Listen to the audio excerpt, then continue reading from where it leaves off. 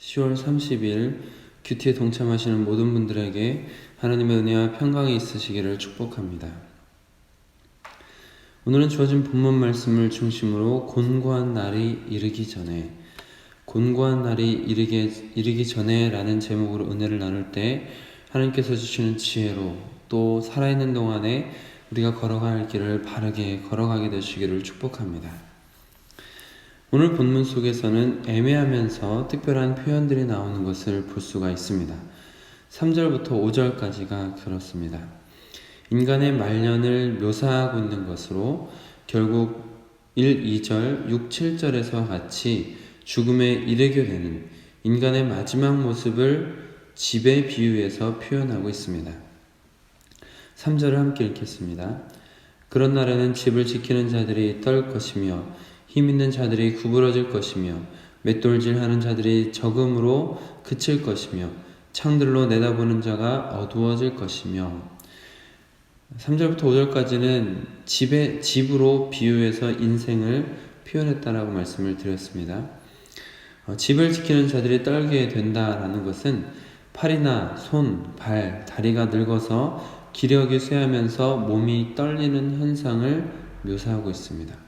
힘 있는 자가 구부러진다라는 것은 몸을 지탱하는 다리와 허리가 힘으로 지탱할 수 없어 구부러져 가는 상태입니다. 맷돌질하는 자들이 적음으로 그쳐간다라는 것은 음식을 잘게 부수는 치아가 없어지고 약해져 가면서 소화 능력이 떨어져 간다라는 것이죠.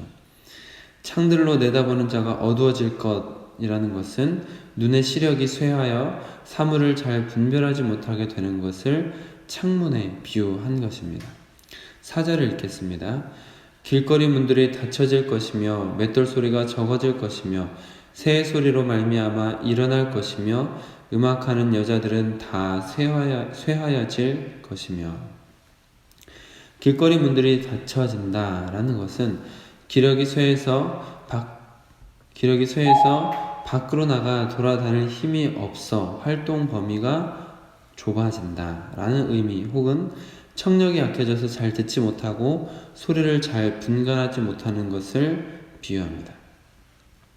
맷돌 소리가 적어질 것이라는 것은 좀 전에 3절에서 맷돌 소리와 비슷합니다.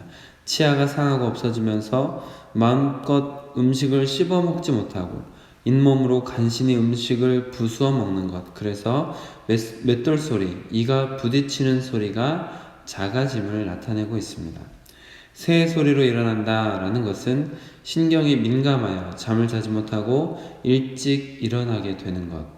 음식하는 여자들은 다 쇠하여질 것이다 라는 것은 발성이 점차 안 되고 아름다운 목소리가 점차 없어져 가는 것을 비유하고 있습니다. 5절을 읽겠습니다. 또한 그런 자들은 높은 곳을 두려워할 것이며 길에서는 놀랄 것이며 살구나무가 꽃을 필 것이며 메뚜기도 짐이 될 것이며 정욕이 그치리니 이는 사람이 자기의 영원한 집으로 돌아가고 조문객들이 거리로 왕래하게 됨이니라. 높은 곳을 두려워할 것이라는 것은 숨이 차고 숨이 금방 가빠움으로 계단이나 높은 곳에 올라가기를 두려워하게 되는 것입니다. 길에서는 놀랄 것이라는 것은 점차 기력이 쇠하여져 가므로 다리에 힘이 없어 단순한 평지의 길조차도 버거워지는 것입니다. 살구나무가 꽃이 필 것이라는 것은 살구나무는 아몬드 열매를 맺는 유실수를 우리나라 말로 살구나무로 표현하는 것인데 꽃 봉우리는 분홍색이었다가 꽃이 만개할 때는 흰색이라고 합니다. 그러니까 살구나무가 꽃이 핀다라는 것은 노인이 연로함에 따라서 백발이 되어가는 것을 비유하는 것입니다. 메뚜기도 짐이 된다라는 것은 사람이 늙고 힘이 없어짐으로 인해서 아무리 적고 미약한 것이라 할지라도 부담이 되고 짐이 된다라는 의미입니다. 정욕이 그치리니 라는 것은 욕망, 특히 여기서는 성욕이 그치게 된다라는 표현입니다. 그리고 결국 사람이 자기의 영원한 집으로 돌아가고 라는 것은 사람이 죽어 땅에 묻히게 됨을 말하고 조문객들이 거리로 왕래하는 순간이 오는 것이죠. 1절과 2절, 6절과 7절에 볼 수 있는 것처럼 죽음에 대한 비유들, 결국 흙으로 만든 몸은 땅으로 돌아가고 영은 영을 만드신 하나님 앞으로 돌아간다. 그래서 결국 전도자의 결말은 헛되고 헛되도다. 모든 것이 헛되도다 라고 말하고 있습니다. 그러나 전도자의 마지막 권면을 볼 수가 있습니다. 그와 같은 인생의 마지막 죽음의 때가 오기 전에 창조주 하나님을 기억하라.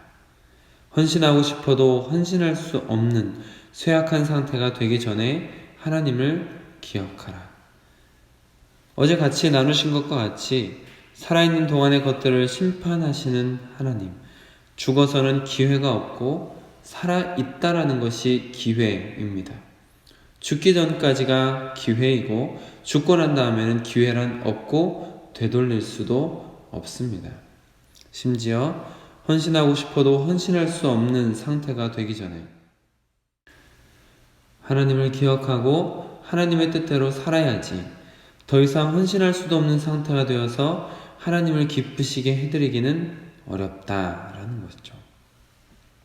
결국 어제와 오늘은 우리에게 주어진 기회를 놓치지 말라고 호소하는 것 같습니다.